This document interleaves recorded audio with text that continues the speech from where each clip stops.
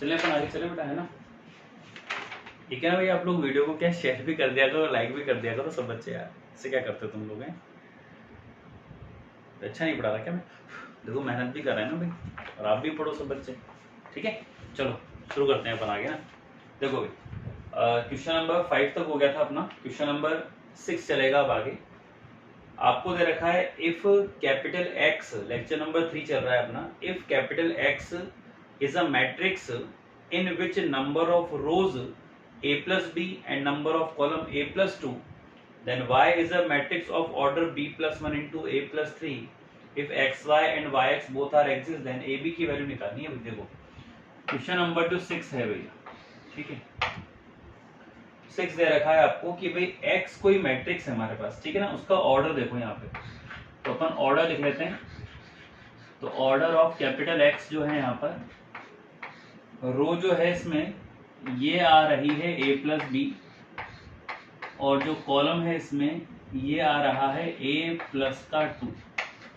रो आ रही है a plus B, column आ रहा है a प्लस का 2, और y जो है वो, और order of y, order of capital y, तो ये जो है यहाँ पर ये डायरेक्ट दे रखा है आपको b प्लस 1 और इनटू में यहाँ पर a प्लस का 3।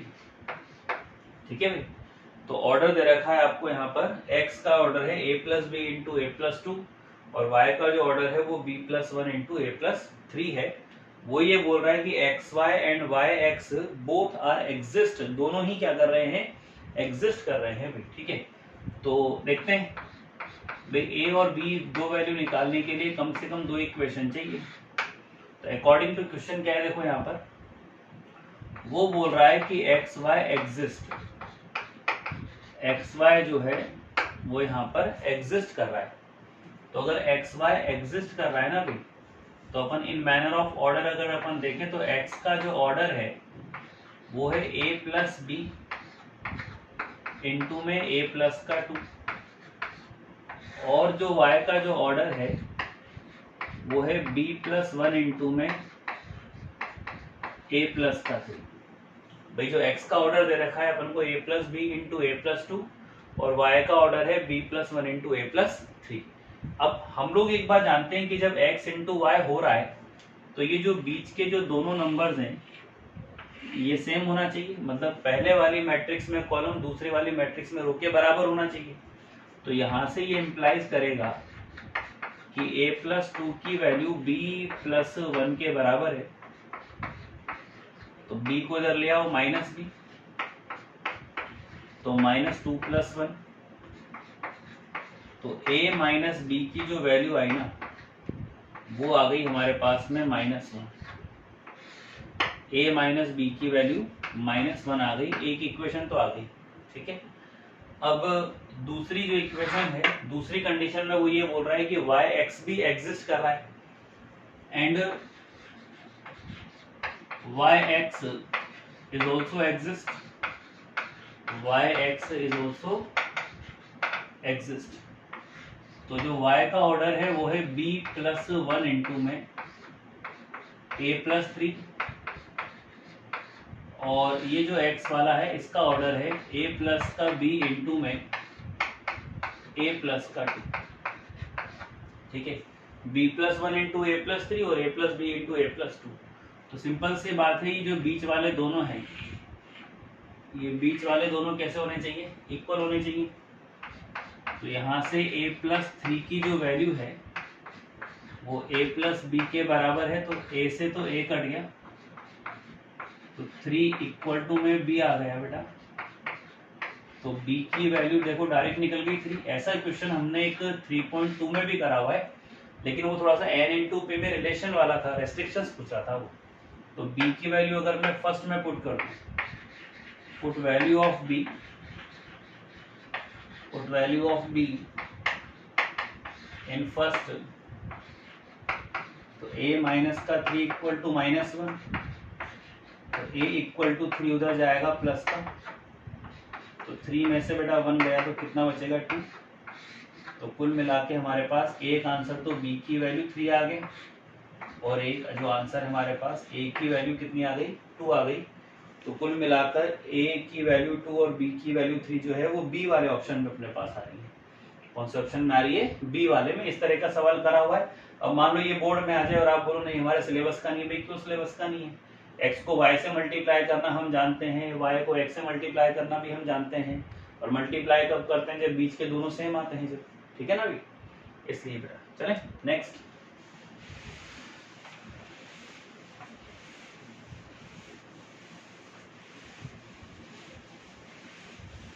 देखो नेक्स्ट, देखो क्वेश्चन नंबर 7, ये कल के पैटर्न पे है भाई। क्वेश्चन नंबर 7 है, ए आई आपके पास एक मैट्रिक्स दे रखी है यहाँ पे। ये है ए की पावर आई और बी की पावर आई और बी की पावर आई और ए की पावर, ठीक है, ये दे रखा है अपन को। और कंडीशन भी दे रखी है वेयर जो है कंडीशन भी है यहाँ पे हमारे पास कि ए की पावर आई जो है ये 1 से छोटा है और बी की पावर आई जो है ये भी 1 से छोटा है। तो जब ऐसी कंडीशन आती है ना तो ये क्या होती है, इनफाइनाइट सीरीज बनती है भाई, इनफाइनाइट सीरीज बनती है। और सीरीज भी कौन सी बनती है, जीपी, ज्योमेट्रिक प्रोग्रेशन। एक्चुअली ये कंडीशन जो है वो जीपी की है, इनफाइनाइट वाली, ठीक है। देखते हैं आगे। तो वो जो है आपसे समेशन पूछना चाह रहा है। देखो वो आपसे पूछ क्या रहा है, वो आपसे ये पूछना चाह रहा है कि समेशन में आई की वैल्यू 1 से इंफिनिटी और ए आई पर डिटर्मिनेंट लगा हुआ है। देखो आ गया ना, ए आई पर डिटर्मिनेंट लगा हुआ है, डिटर्मिनेंट। तो डिटर्मिनेंट लगा हुआ है तो सबसे पहले तो एक काम करें, इसका डिटर्मिनेंट निकालें अपन। तो ए आई का डिटर्मिनेंट जब निकालोगे तो ये से मल्टीप्लाई हो जाएगा, तो ए आई का स्क्वायर माइनस ये से मल्टीप्लाई हो जाएगा तो डी आई का स्क्वायर। तो ए आई का जो डिटर्मिनेंट है यहाँ पे, तो आई को 2 से मल्टीप्लाई करोगे तो 2i माइनस आई को 2 से मल्टीप्लाई करोगे तो ये b की पावर भी 2i। तो कुल मिलाकर यहाँ पर ये कंडीशन हमारे पास आ रही है, ठीक है। थोड़ा मैं कलर चौक यूज ज्यादा नहीं कर रहा हूँ अभी, ठीक है, मिटता नहीं फिर दिक्कत आती है। तो a की पावर 2i और माइनस b की पावर भी 2i, ठीक है। अब देखो i की वैल्यू में 1 रखूं, जैसे यहाँ पे समेशन का मतलब क्या होता है, प्लस, और जब समेशन लगता है तो 1 2 3 4 ऐसे चलेगा। इंटीग्रेशन में 1 से इन्फिनिटी होता है तो फिर कंटिन्यू सारे पॉइंट वाले भी काम आते हैं, जबकि समेशन में केवल इंटीजर वैल्यू काम आती है। तो i की वैल्यू 1 रखेंगे, देखो पहले तो ये a1 हो गया यहाँ पे, फिर 2 रखूंगा मैं यहाँ पर तो a2 हो जाएगा, 3 रखूंगा मैं यहाँ पर तो a3 हो जाएगा, प्लस डॉट डॉट डॉट। अब ये इनफाइनाइट तो अपन रख नहीं पाएंगे तो लिख देंगे अपन अप टू इन्फिनिटी टर्म्स। कहां तक, इनफाइनाइट टर्म्स तक रख देंगे अपन। कहां तक बेटा, इनफाइनाइट टर्म्स तक। समझ आ रही बात भाई। ए आई पर यहाँ डिटर्मिनेंट हो रहा था तो हमने डिटर्मिनेंट निकाल लिया। कैसे निकाला, मेन डायगोनल का मल्टीप्लाई माइनस बैकवर्ड डायगोनल का मल्टीप्लाई। अब यहां से इसको ले रहा हूं थोड़ा बराबर को, इक्वल है, इसकी वैल्यू देखो कैसे निकालेंगे। आई की जगह पे 1 है, आई की जगह पे क्या है, 1 है यहाँ पे ना, आई की जगह पे 1 है। तो आई की जगह 1 करेंगे तो यहाँ पे 1 और 1 होएगा, तो a की पावर 2 इंटू 1 माइनस b की पावर 2 इंटू 1, ठीक है। बीच में आ रहा है प्लस, a2 निकालेंगे यहाँ पर तो i की जगह पे 2 आ रहा है, तो a की पावर 2 इंटू 2 माइनस b की पावर 2 इंटू 2 प्लस 3 लेंगे बेटा यहाँ पे, तो i की जगह पे 3 हो रहा है तो a की पावर में 2 इंटू 3 और b की पावर 2 इंटू 3 और ऐसे अप टू इनफाइनाइट टर्म्स तक, ठीक है। वो इनफाइनाइट टर्म्स है भाई, ठीक है ना। अब देखो इसमें ये जो बनेगा यहाँ पे, ये 2 को 1 से मल्टीप्लाई करेंगे तो a की पावर 2 माइनस b की पावर 2 प्लस a की पावर 4 माइनस का b की पावर 4। इसके बाद में यहाँ पर a की पावर 6 माइनस b की पावर 6 प्लस डॉट डॉट और डॉट। ठीक है, अभी 3 बार डॉट आ जाएंगे। अब देखो यहाँ पे पहली term a square a4 a की पावर 6 माइनस के बाद b स्क्वायर b4 और 6 और इनफाइनाइट टर्म्स तक भाई अप टू इन्फिनिटी चल रहा है ना यहाँ पे। तो मैं पहले मैं फर्स्ट टर्म में देखो a स्क्वायर लिख लेता हूँ प्लस a की पावर 4 आएगा प्लस a की पावर 6 आएगा और ये अप टू इनफाइनाइट तक जाएगा। ठीक है भाई, माइनस कॉमन निकाल लो, minus B square minus b 4 minus, तो माइनस कॉमन निकाल लिए, क्या बचेगा बी स्क्वायर बी की पावर 4 बी की power 6 plus dot dot dot, ये भी कहाँ तक अप टू इनफाइनाइट टर्म्स तक,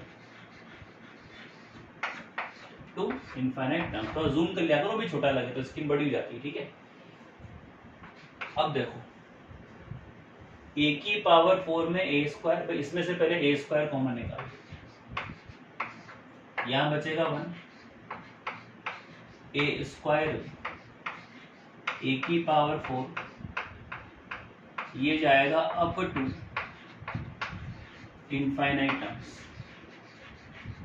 कहां तक इनफाइनाइट टर्म्स तक, माइनस इसमें से बी स्क्वायर कॉमन लेंगे, 1 प्लस का बी स्क्वायर बी की पावर 4 डॉट डॉट डॉट, ये भी कहां तक चलेगा अप टू इन्फिनिटी टर्म्स तक। देखो हो सकता है बड़ा लग रहा हो, लेकिन क्या है मैं स्टेप शॉर्ट नहीं करता, आदत है मेरी थोड़ी सी, और आप भी शॉर्ट मत करो, सीख रहे हैं ना अभी अपन, बिल्कुल कंपटीशन में डायरेक्टली आंसर लिख के होना चाहिए। अब देखो a स्क्वायर तो ये है, यहां पर ये जो है a स्क्वायर में 1 का डिवाइड दोगे तो a स्क्वायर बचा, a की पावर 4 में a स्क्वायर का डिवाइड दोगे तो भी a स्क्वायर बचा। तो रेशियो, तो देखो s इनफाइनाइट जो पढ़ते हैं अपन वो क्या होता है, फर्स्ट टर्म अपॉन 1 माइनस का r। भाई हमारे पास जो पैटर्न होता है, यहाँ पर हमारे पास जो पैटर्न होता है जो हम लोग पढ़ते हैं, वो s इनफाइनाइट की वैल्यू a अपॉन 1 माइनस का r पढ़ते हैं बेटा। तो a की जगह कौन है, फर्स्ट टर्म में 1, r कॉमन रेशियो, तो इसमें इसका डिवाइड लगाओगे तो a स्क्वायर तो बचेगा, यहाँ b स्क्वायर आ रहा है, यहाँ भी फर्स्ट टर्म 1 है, 1 माइनस इसमें इसका डिवाइड लगाओगे तो b स्क्वायर बचेगा। अब ये आया a स्क्वायर अपॉन 1 माइनस का a स्क्वायर और b स्क्वायर अपॉन 1 माइनस का b स्क्वायर। एक बार देखते हैं आंसर, इसमें मिसप्रिंट है भाई ना, ये इसमें पहले वाला जो ऑप्शन है ना a वाला, इसमें आप a स्क्वायर अपॉन ये 1 माइनस a का होल स्क्वायर लिखा हुआ है, तो स्क्वायर नहीं आएगा, ब्रैकेट या ब्रैकेट लग रहा होगा भाई, उस ब्रैकेट को हटा दो आप। ठीक है ना, ये गलती है भाई, टाइपिंग मिस्टेक है ना। और ये 1 माइनस का b स्क्वायर, ठीक है ना, ए ऑप्शन आएगा भाई, ए को सही कर लेना बेटा, चले ए को सही कर लेना, ठीक है ना। नेक्स्ट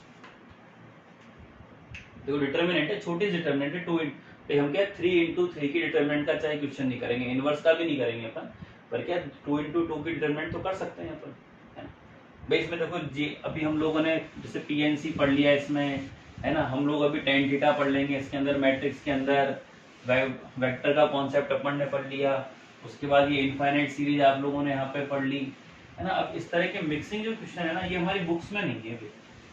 अब भाई नुकसान तो कहीं होता नहीं है, अपन पढ़ते हैं तो फायदा ही फायदा, भाई फायदा तो है ही अपना, नुकसान तो कहाँ पर है। ठीक है, मैं ही पढ़ा रहा हूँ, मेरे से आप क्लास में पढ़ रहे हो, ठीक है।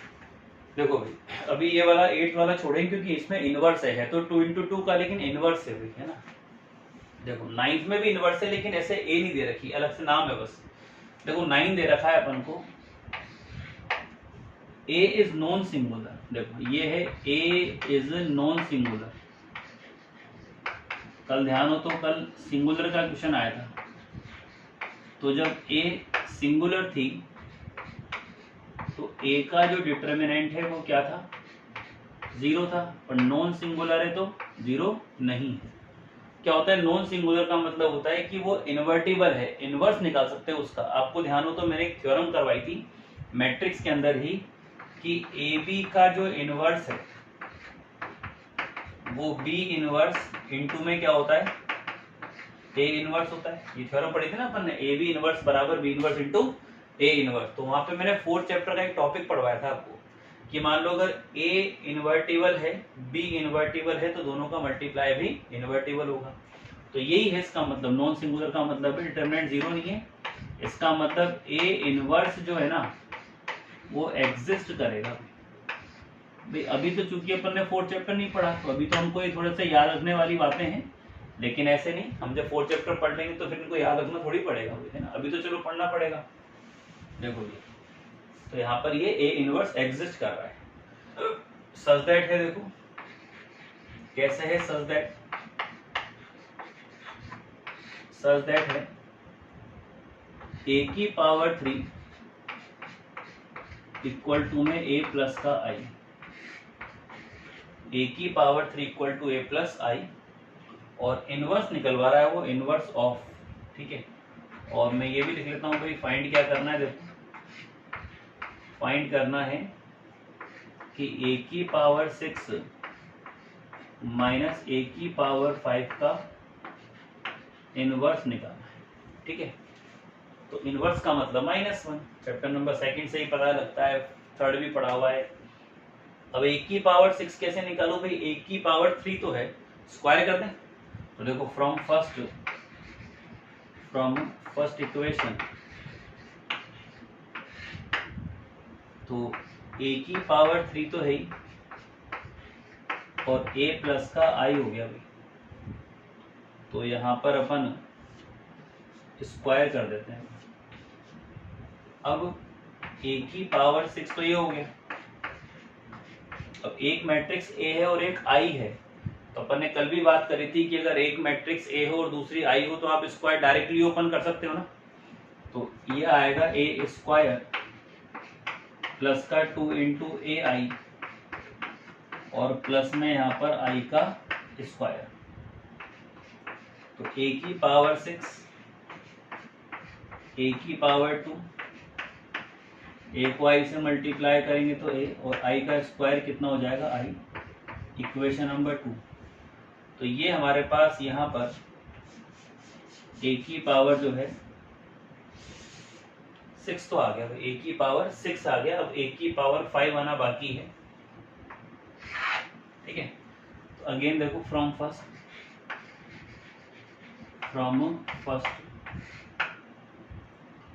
ए की पावर 3 दे रखा है, किसके बराबर, ए प्लस आई के बराबर। तो अगर मैं यहाँ पर ए स्क्वायर से लेफ्ट मल्टीप्लाई कर लूँ या राइट कर लूँ, यहाँ कौन सा बी दे रखा है, तो देखो जब बेस सेम होगा तो पावर ऐड हो जाएगी। तो ए की पावर 5 इक्वल टू, इससे मल्टीप्लाई होगा तो 3 प्लस का ए स्क्वायर इंटू कितना आई। तो ए की पावर 5 तो ये है ही, ए की पावर 3 की वैल्यू कितनी आ रही है, ए प्लस में आई आ रही है भाई इक्वेशन नंबर 1 से, और ए स्क्वायर को आई से मल्टीप्लाई करोगे तो क्या बनेगा, ए स्क्वायर इक्वेशन नंबर 3। तो हमको ए की पावर 6 भी मिल चुका है, ए की पावर 5 भी मिल चुका है। तो ये ए की पावर 5 भी मिल गया है और ए की पावर 6 भी मिल गया है। अब सिर्फ क्या काम है कि ए की पावर 6 में से ए की पावर 5 को माइनस करना है। तो नाव पानी में तैरती है, नाव पानी में तैरती है ना, तो ए की पावर 5, तो ए की पावर 6 जो है कितना आया, ए स्क्वायर प्लस में 2a और प्लस में i माइनस a प्लस का i और प्लस में a स्क्वायर, तो a स्क्वायर प्लस में 2a और प्लस में i माइनस a माइनस में i और माइनस a स्क्वायर, तो a स्क्वायर से a स्क्वायर गया, i से i भी गया, 2a में से a गया तो क्या बचा a, और ये किसके बराबर है, a की पावर 6 माइनस a की पावर 5 के बराबर है। अब सपोज करो अगर मुझे यहाँ पे इन्वर्स चाहिए तो -1 मैंने इस पे लगा दिया, -1 इस पे लगा दिया, तो a की पावर 6 माइनस a की पावर 5 का इन्वर्स इसके बराबर है a की पावर -1, मतलब a के इन्वर्स के बराबर है, इसीलिए तो a इन्वर्स एग्जिस्ट किया था भाई, बात सुन आ रही है, इसीलिए a इन्वर्स ने क्या किया था, एग्जिस्ट किया था। तो अपना जो आंसर आएगा इसमें सी ऑप्शन है भाई, ठीक है, क्वेश्चन नंबर 9 में सी ऑप्शन है अपना। क्लियर, चले भाई आगे। इस तरह से ज्यादा कुछ था नहीं भाई, a की पावर 6 दोनों तरफ स्क्वायर कर दिया, मल्टीप्लाई कर दिया, इस तरह से वैल्यू निकाल दी, ठीक है। नेक्स्ट,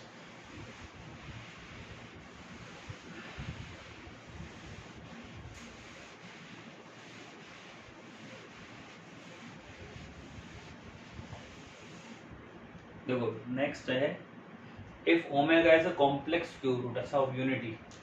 देखो भाई वैसे तो अपन 11th में मैंने आपको कॉम्प्लेक्स क्यूब रूट पढ़ा रखा है यूनिटी का, बट फिर भी मैं एक बार और थोड़ा एक्स्ट्रा पढ़ाता हूँ। ये आएगा, देखो टॉपिक है complex cube root of unity, unity मतलब 1, complex cube root of unity, complex cube root of unity मतलब कितना दे रखा है, 1 अपन को दे रखा है। अब 1 दे रखा है तो 1 का क्यूब रूट, देखो भाई 1 का जो क्यूब रूट है तो 1/3 होता है, तो 1 होता है ना भाई। 1 का जो रियल में क्यूब रूट है वो कितना होता है, 1, पर कॉम्प्लेक्स अगर है तो उसमें आयोटा वायोटा भी आने चाहिए ना। तो एक काम करता हूं मैं यहाँ पर एज्यूम कर लेता हूँ कि भाई 1 का जो क्यूब रूट है ना कॉम्प्लेक्स है, तो वो कितना है, z है, क्योंकि हम सब जानते हैं कि जो z की जो वैल्यू होती है वो क्या होती है, x प्लस का आयोटा y होती है भाई। z की वैल्यू क्या होती है, x प्लस का आयोटा y, ठीक है। अब जब 1/2 होता है तो स्क्वायरिंग बोथ साइड, तो यहाँ पर क्यूब बोथ साइड, तो z की पावर 3 इक्वल टू कितना बचेगा 1, ये z की पावर 3, 1 इधर आ जाएगा तो 0 हो गया। अब a cube minus B cube, तो देखो आप लोगों ने a cube minus B cube का फॉर्मूला पढ़ा होगा, ये होता है a minus B, A square plus का ए बी और प्लस में क्या होता है बी स्क्वायर, ऐसा पढ़ा हुआ है अपन ने। तो a की जगह पे कौन है, z, और b की जगह पे कौन है 1, तो यहाँ पर a की जगह पे z आ गया, b की जगह पे 1 आ गया, a की जगह पे z आ गया, a की जगह z, b की जगह 1 और b की जगह 1 का स्क्वायर बराबर में 0। तो ये यहाँ पर z माइनस 1 है, तो z स्क्वायर प्लस का z प्लस का 1 बराबर में कौन 0, बराबर में कौन 0। तो देखो तरीका यहाँ पर क्या है भाई, z माइनस 1 बराबर एक तो 0 कर दिया अपन ने, ठीक है, एक तो ये 0 हो गया, दूसरा z स्क्वायर प्लस का z प्लस 1 बराबर 0। तो यहाँ से z इक्वल टू 1 करने से एक वैल्यू तो मिली अपन को कि भाई 1 का जो क्यूब रूट है वो 1 तो होता ही है, पढ़ा है अपन ने। ये वाला जो पोर्शन है ये कहाँ से लाए, देखो एक मिनट, एक चौक ले लूँ मैं कलर में। अरे एक्चुअली क्या येलो वाली जो चौक है ना मुझे मिल नहीं रही, मैंने पता नहीं कहाँ रख दी।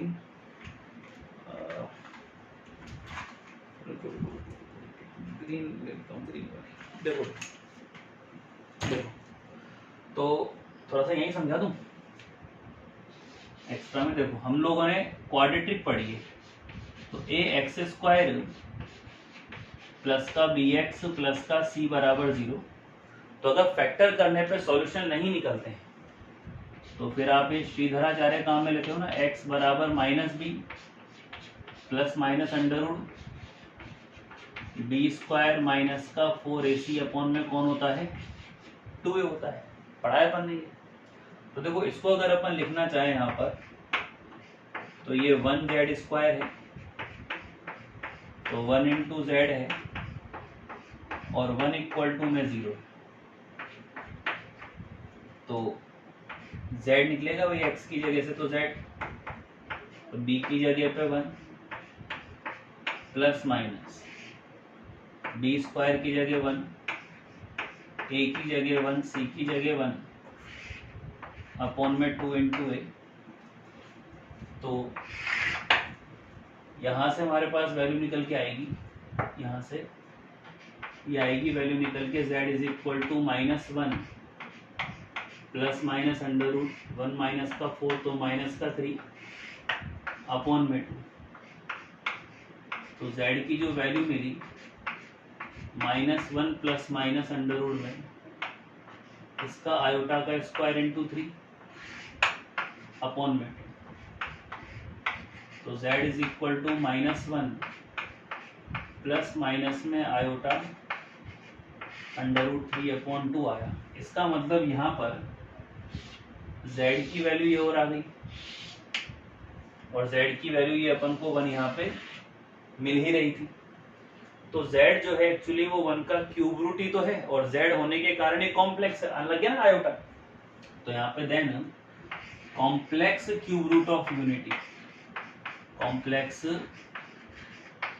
क्यूब रूट ऑफ यूनिटी, ये 3 हो गए इसमें, एक तो 1 आएगा, एक यहाँ पे प्लस ले लेते हैं पहले, प्लस में आयोटा अंडर रूट 3 अपॉन 2 और एक अपन माइनस ले लेते हैं, माइनस का आयोटा अंडर रूट 3 अपॉन, ये अपने आंसर है। पर क्या होता है इनको स्टैंडर्ड तरीकों से, देखो 1 को तो 1 से ही बताते हैं, इसको बताते हैं ओमेगा से और इसको बताते हैं ओमेगा स्क्वायर से। तो ओमेगा क्या है यहाँ पे -1 plus iota root 3/2, omega square है -1 माइनस आयोटा रूट 3/2। एक्चुअली ये एक दूसरे के जो है वो कॉन्जुगेट होते हैं। कैसे होते हैं कॉन्जुगेट? क्या होता है, किसी भी कॉम्प्लेक्स नंबर में अगर प्लस आयोटा की जगह अगर आप माइनस आयोटा कर देते हैं या माइनस की जगह अगर प्लस कर देते हैं तो वो एक दूसरे कॉन्जुगेट होते हैं। प्लस की जगह माइनस किया तो ये इसका कॉन्जुगेट, और माइनस की जगह प्लस किया तो ये इसका कॉन्जुगेट। ठीक है ना भाई। तो ये ओमेगा जो अभी हमारे क्वेश्चन में आएगा, क्वेश्चन नंबर 10 में ओमेगा जो दे रखा है, इस ओमेगा का मतलब ये है। लेकिन ऐसा नहीं होता कि ओमेगा पुट करना होता है, यहाँ प्रॉपर्टीज होती है भाई, कुछ प्रॉपर्टीज। ठीक है, तो देखो मैं थोड़ा सा साइड में जाऊंगा अभी, है ना। नंबर 1 प्रॉपर्टी जो रहेगी इसकी वो होती है ओमेगा क्यूब जो होता है ना, ये 1 होता है। ओमेगा क्यूब की वैल्यू 1 होती है। क्योंकि कैसे होती है देखो, एक काम करते हैं, ओमेगा क्यूब को अपन क्या लिख सकते हैं, ओमेगा इंटू ओमेगा स्क्वायर लिख सकते हैं ना। तो ओमेगा की जो वैल्यू है -1 plus iota under root 3 upon में 2 और -1 minus iota under root 3 upon में 2। अब 2 और 2 4 तो ये बाहर आएंगे, a प्लस बी और a माइनस बी, तो a square minus B square तो 1/4, ये 1 है और आयोटा स्क्वायर, रूट से स्क्वायर हटेगा तो कितना आ रहा है 3, तो 1/4 आयोटा स्क्वायर की वैल्यू -1 तो 1/4 माइनस माइनस प्लस का 3, तो 4 से 4 कट गया तो 1 आ गया ना भाई। तो ओमेगा क्यूब की जो वैल्यू है वो कितनी होती है, -1 होती है। हमेशा ध्यान रखो कि ओमेगा क्यूब की जो वैल्यू है वो कितनी होती है, -1 होती है। समझ में आ रही होगी बेटा बात सबको। चलूँ आगे, ठीक है। अगला देखो, इसमें एक प्रॉपर्टी और देखते हैं, पर इधर से मिटाता हूँ उसको मैं।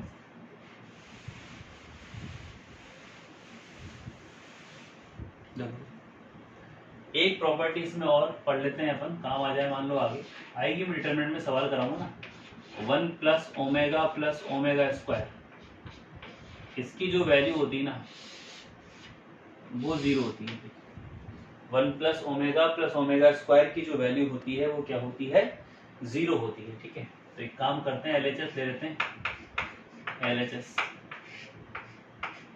1 प्लस ओमेगा स्क्वायर, ये मैंने आपको 11th में पढ़ा रखी है, मैं तो पढ़ा रखी है, लेकिन भाई और जो बच्चे नए जुड़े हैं या जो पहली बार पढ़ रहे हैं उसको भी आना चाहिए ना भाई, कम से कम। भाई अपन मैट्रिक्स अपन ले, भाई कोई कहीं भी पढ़ रहा हो उससे कोई फर्क नहीं पड़ता, ऑनलाइन सब पढ़ सकते हैं भाई, कोई भी है ना। अब मैट्रिक्स हमने पढ़ी, लेकिन मैट्रिक्स में कितने तरीके के बोर्ड से रिलेटेड क्वेश्चन बन सकते हैं भाई, अपने 1-2 दिन के बाद अपन इसमें IIT की ट्यूशन भी कराएंगे, लगभग शायद ट्यूसडे से या वेडनेसडे से। तो जब तक अभी 1-2 दिन और चलेगी, अभी तो ये क्लास है ना भाई हम लोग के 1 घंटे नहीं पढ़ पाते ना पूरा, मेरे पास थोड़ा सा टाइम कम है, और फिर देखो नाइट भी हो जाती है तो थक भी जाते हैं थोड़ा सा।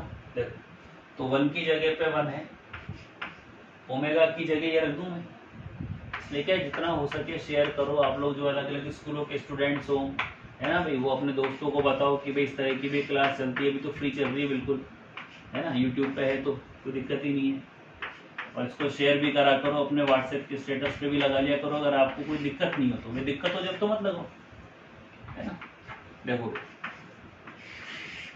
इसका एलसीएम लेंगे तो 2 आ गया, 2 में 1 का डिवाइड तो 2, प्लस ये -1 प्लस का आयोटा √3, और -1 माइनस आयोटा √3, तो 2 से 2 कैंसिल, प्लस से माइनस कैंसिल, तो 0/2 कितना होता है 0, इक्वल टू में क्या आ गया RHS आ गया। तो जब भी आप ध्यान रखना, अगर complex cube root of unity अगर आता है तो ये 2 प्रॉपर्टी हमेशा याद रखनी चाहिए, ओमेगा क्यूब की वैल्यू 1 होती है, और 1 प्लस ओमेगा स्क्वायर की वैल्यू कितनी होती है, 0 होती है।